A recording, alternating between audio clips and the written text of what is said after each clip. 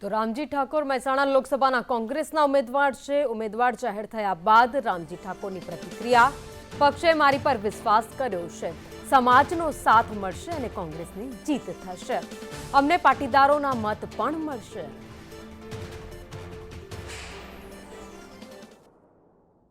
જાહેર કરી દેવામાં આવે છે। મહેસાણામાં રામજી ઠાકોર જે છે તેમને ટિકિટ આપવામાં આવી છે। સમાજમાં કોઈ ભાગલા હોતા નથી, મતભેદ થોડા હોય છે, કોઈ કોંગ્રેસમાં કોઈ ભાજપમાં હોય છે, પણ સમાજ હંમેશા ઠાકોર સમાજની સાથે હોય છે।